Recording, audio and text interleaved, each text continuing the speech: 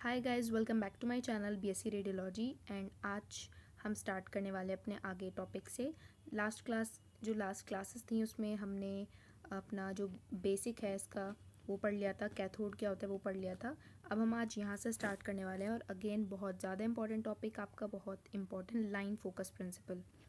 आपके MCQ point of view से भी अच्छा है और अगर आपसे आपके जो यूनिवर्सिटी के एग्ज़ाम्स होते हैं उसमें भी बहुत अच्छा क्वेश्चन होता है ये। ठीक है, तो स्टार्ट करते हैं। लाइन फोकस प्रिंसिपल क्या होता है। देखो, सबसे पहले यहाँ पे बात आती है फोकल स्पॉट क्या है। The focal spot is the area of the tungsten target this that is bombarded by the electrons from the cathode. मतलब आपने ये देखा है, ये दिख रहा है आपको, ये है आपका एनोड। ठीक है, ये जो चीज़ है एनोड है, बट ये जो दिख रहा है ना ब्लैक ब्लैक से, ये है मेरा फोकल स्पॉट। इसका क्या मतलब होता है, इस पे मेरे इलेक्ट्रॉन्स आके जो बॉम्बार्डेड हो रहे हैं, तो वो रीजन जहाँ पे मेरा बॉम्बार्डमेंट हो रहा है इलेक्ट्रॉन का, उसे में हम क्या बोलते हैं, फोकल स्पॉट बोलते हैं। अब आगे देखते हैं। ये देखो, मैंने आपको फर्स्ट क्लास में ही बता दिया था ये इंपॉर्टेंट बात जो यहाँ पे लिखी हुई है, that most of the energy of the electrons is converted into heat. यानी कि जितनी भी एनर्जी इलेक्ट्रॉन्स की, जो ये इलेक्ट्रॉन्स इधर जा रहे हैं, उसमें जो मैक्सिमम एनर्जी यानी कि 99% है वो हीट में कन्वर्ट हो रही है। लेस देन 1% है उसके हमें एक्सरे मिल रहे हैं। ठीक है, because the heat is uniformly distributed over the focal spot. अब ये जो फोकल स्पॉट दिख रहा है, ये वाला स्क्वायर वाला एरिया, इस पे जो मेरी हीट है वो यूनिफॉर्मली स्प्रेड हो रही है, डिस्ट्रीब्यूट हो रही है। बिकॉज अगर हम लार्ज फोकल स्पॉट यूज़ करते हैं तो ये क्या करता है, ये हमें accumulation of larger amount of heat देता है before damage to the tungsten target, और हमारे टंगस्टन टारगेट को डैमेज होने से बचाता है अगर हम लार्ज फोकल स्पॉट यूज़ करते हैं तो। अब मेल्टिंग पॉइंट क्या होता है टंगस्टन का, ये तो आपको फिंगर टिप पे होना चाहिए, that is 3370 degree Celsius. But हम जो अपना टेम्परेचर रखते हैं वो 3000 से नीचे का ही रखते हैं। ठीक है, अब आगे क्या बोल रहा है, the problems posed by the need for. अब देखो, दो चीज़ें आती हैं आपकी, एक होता है लार्ज फोकल स्पॉट और एक आपका स्मॉल फोकल स्पॉट। तो लार्ज फोकल स्पॉट की ज़रूरत क्यों पड़ी और स्मॉल की। लार्ज की ज़रूरत हमें इसलिए पड़ी ताकि वो ग्रेटर हीट लोडिंग करे, मतलब हीट को अच्छे से क्या करे, डिसिपेट कर सके। सेकंड, हमें स्मॉल की क्यों ज़रूरत पड़ी, ताकि वो हमें गुड रेडियोग्राफिक डिटेल दे। जो स्मॉल फोकल स्पॉट होता है उससे हमारा रेजोल्यूशन अच्छा आता है। अब रेजोल्यूशन वर्ड क्या होता है, रेजोल्यूशन का वर्ड मतलब होता है कि कोई चीज़ अगर बहुत छोटी है तो वो कितने अच्छे से आपको इमेज में दिख पा रही है, बहुत छोटी चीज़। ठीक है ना, तो वो रेजोल्यूशन, उसे हम स्पेशल कहते हैं। एक आता है कॉन्ट्रास्ट रेजोल्यूशन। कॉन्ट्रास्ट रेजोल्यूशन का मतलब क्या होता है, दो सिमिलर डेंसिटी वाले चीज़ों को अलग अलग दिखाना। ठीक है ना, तो ये दो कॉन्ट्रास्ट ये दो रेजोल्यूशन के टाइप्स थे, आपको पता होने चाहिए। तो ये वाली जो दिक्कत थी कि हमें लार्ज क्यों चाहिए, स्मॉल क्यों चाहिए, ये दिक्कत सॉल्व हुई 1918 में बाय द डेवलपमेंट, किसका डेवलपमेंट, लाइन फोकस प्रिंसिपल का। अब वो होता क्या है, लाइन फोकस प्रिंसिपल का जो मैं अगर आपको सिंपल मीनिंग बताऊं तो वो ये होता है कि एक होता है आपका जो हमारा एक्चुअल फोकल स्पॉट है, ये वाला, वेट, ये है मेरा एक्चुअल फोकल स्पॉट, राइट, जिस पे मेरा इलेक्ट्रॉन का बॉम्बार्डमेंट हो रहा है। बट इसी एनोड को मैं ऐसे ना रख के मैं थोड़ा सा टिल्टेड कर दे रही हूँ। तो जब मैं इस एनोड को थोड़ा सा टिल्टेड कर रही हूँ तो जो मुझे नीचे आके जो मुझे बीम मिल रही है ना, जिसे मैंने अपेरेंट फोकल स्पॉट साइज बोला है, तो ये मेरा यूज़ हो रही है एक अच्छे इमेज के लिए, यानी कि बोल सकते हैं रेजोल्यूशन अच्छा देने के लिए। तो दोनों चीज़ हम यूज़ कर रहे हैं। जो मेरा एक्चुअल फोकल स्पॉट जो कि लार्ज है वो यूज़ हो रहा है मेरे हीट के लिए, ताकि हीट अच्छे से डिसिपेट हो। फिर यही अगर मैं ट्यूब को एनोड को एंगल दे रही हूँ तो जो नीचे आपको निकल के मिल रहा है वो है मेरा अपेरेंट फोकल स्पॉट साइज। और आपको पता होना चाहिए हमेशा, actual focal spot is greater than your apparent focal spot size. ये एमसीक्यू के लिए इंपॉर्टेंट है। ठीक है, आगे बढ़ते हैं।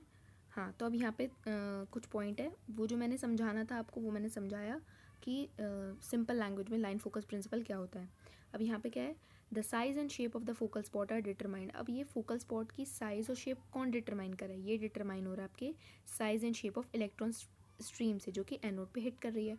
अब ये size and shape of electron stream, अब वो कौन डिसाइड कर रहा है, वो डिसाइड कर रहा है आपका dimension of the filament tungsten wire coil, जो मैंने बताया था ना कि इस तरह वायर शेप का होता है, तो वो डिसाइड करा है। उसका कंस्ट्रक्शन, फोकसिंग कप में किस तरीके से रखा है, मैंने बताया था आपको कि इस तरीके से फोकसिंग कप है और इसके अंदर आपका टंगस्टन है, तो ये इसके अंदर कैसे है, तो ये सब चीज़ें इलेक्ट्रॉन स्ट्रीम को डिसाइड कर रही हैं। अब क्या बोल रहा है, the electron stream bombard the target the surface of which is inclined so it forms an angle with the plane perpendicular to the incident beam। जो लाइन मैंने बोली वो थ्योरी में लिखी हुई, आप पढ़ लेना एक बार। अब देखो, जो ट्यूब का डिज़ाइन है, अब उसमें एंगल्स के बारे में बताया गया है। ये सब एमसीक्यू पॉइंट ऑफ व्यू से बहुत इंपॉर्टेंट है। That tube design and may very from, अब देखो ये जो एनोड का एंगल है वो 6 डिग्री से 20 डिग्री तक रख सकते हैं। आपको जो बुक में 20 डिग्री का एग्जाम्पल दे रखा है। बिकॉज ऑफ दिस एंगुलेशन, अब इस एंगुलेशन की वजह से क्या होता है, the slanted surface of the focal spot is viewed from the direction in which X-ray emerge from the X-ray tube and the surface is foreshortened. अब वो जो नीचे छोटे वाले फोकल स्पॉट की बात हो रही है, ठीक है, the surface is four shortened और वो कैसा दिख रहा है आपको, स्मॉल अपेयर हो रहा है। It is evident therefore that side of the effective or apparent focal spot is considerably smaller than that of actual। जो लाइन मैंने आपको बोली थी कि जो हमारा apparent वाला है वो छोटा है किससे, आपके actual focal spot से। अब एनोड एंगल और फोकल स्पॉट का ना एक रिलेशन है, वो रिलेशन क्या है, वो रिलेशन ये है कि as the angle of anode smaller, जितना ज़्यादा आप एनोड का एंगल, ठीक है, जितना ज़्यादा आप एनोड का एंगल स्मॉलर करोगे उतना ही ज़्यादा आपका एपरेंट फोकल स्पॉट यानी जो नीचे वाला फोकल स्पॉट है वो उतना ज़्यादा छोटा हो जाएगा। यानी कि आपको दिखाया गया कि एक एग्जांपल से बताया कि एक ट्यूब है जिसमें 0.3 mm का फोकल स्पॉट है, तो वो कितना एंगल यूज़ करिए, 6 डिग्री। तो आप देखो कम फोकल स्पॉट पे कम एंगल है, ठीक है ना। आगे बढ़ते हैं। अब हमें क्या बता रहा है कि such small angles permit the use. हाँ, अब एक बात का आपको ध्यान रखना है कि आपने अपना जो फोकल स्पॉट है, ठीक है, उसे कम करा, एनोड एंगल कम करा, ये बात समझ आई, बट एक हद तक आप कर सकते हो। अगर आप ज़्यादा एनोड एंगल करोगे कम, तो उससे एक इफेक्ट देखने को मिलता है, that is your heel effect. उसका हम आगे देखते हैं, ठीक है। तो ये आपको ध्यान रखना है कि हील इफेक्ट आपको देखने को मिलेगा अगर आप एक एनोड एंगल को ज़्यादा ही कम करना चाहोगे तो।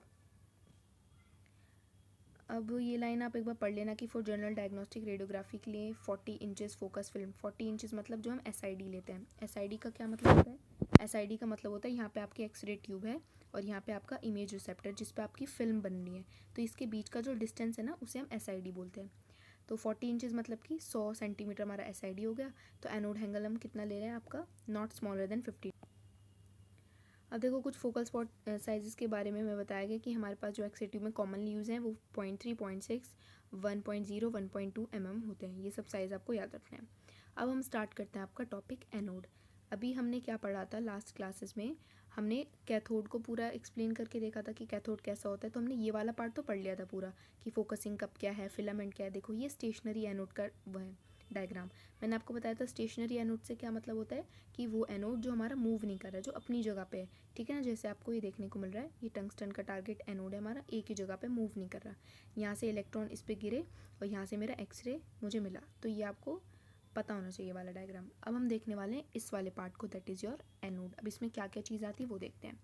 एनोड, इसको हम पॉजिटिव इलेक्ट्रोड भी बोलते हैं। अब ये दो तरह का होता है, स्टेशनरी और रोटेटिंग। स्टेशनरी पूरा क्लियर हो गया होगा, इसकी ट्यूब जो है वो फर्स्ट पेज पे ही दे रखी है, वो पढ़ लेना और ये वाला डायग्राम देख लेना, ठीक है। अब थोड़ी बातें और बताई गई स्टेशनरी में, वो देखते हैं। अब क्या बोल रहा है कि जो स्टेशनरी है ये क्या कंसिस्ट करता है, X-ray tube consist of small plate of tungsten. इसमें स्मॉल प्लेट ऑफ टंगस्टन होती है, 2 से 3 mm ये थिक होता है। एम्बेडेड होता है large mass of copper, very important line. सिर्फ और सिर्फ टंगस्टन नहीं होता, टंगस्टन के पास बहुत सारी अमाउंट में कॉपर भी उसके साथ होता है, ठीक है। तो कॉपर भी क्या होता है उसके साथ होता है। अब क्या कह रहा था, टंगस्टन प्लेट इज स्क्वायर और रेक्टेंगुलर देखने को मिलती है आपको शेप में। और एनोड एंगल यानी स्टेशनरी ट्यूब में एनोड एंगल कितना होता है आपका, 15 से 20 डिग्री का होता है, ठीक है। और यहाँ पे आपको बताया गया है इसकी डायमेंशन ग्रेटर देन 1 सेंटीमीटर है टंगस्टन प्लेट की। अब देखो टंगस्टन इज चूजन। अब देखो टंगस्टन को टारगेट मटेरियल क्यों चूज़ किया। अभी हमने वहाँ पे पढ़ा था कि हमने फिलामेंट में क्यों यूज़ किया, एक्सरे ट्यूब में क्यों यूज़ किया। अब मैं पर्टिकुलर आपको बता रही हूँ कि आपने टंगस्टन को एज अ टारगेट मटेरियल ही क्यों लिया। सबसे पहले तो हाई एटॉमिक नंबर है। अब एटॉमिक नंबर हाई होगा तो वो एफिशिएंट है किस चीज़ में, प्रोडक्शन ऑफ एक्सरे में। जितना ज़्यादा एटॉमिक नंबर अच्छा होगा उतने ज़्यादा एफिशिएंटली आपके जो एक्सरे उसका प्रोडक्शन होगा।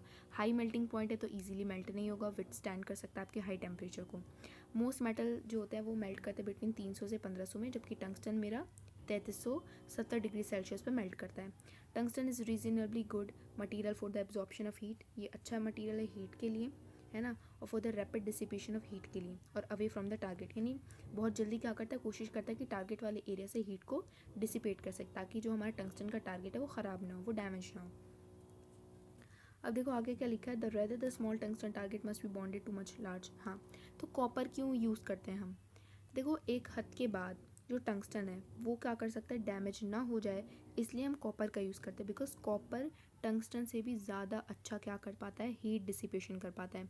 तो अगर मैं आपको एक तरीके डायग्राम से समझाने की कोशिश करूं तो देखो ये मेरा पूरा कॉपर का मास हो गया और इसमें मेरा एम्बेडेड टंगस्टन मान लो इस तरीके से। तो कॉपर का क्या है, ज़्यादा अमाउंट है, टंगस्टन की अमाउंट कम है।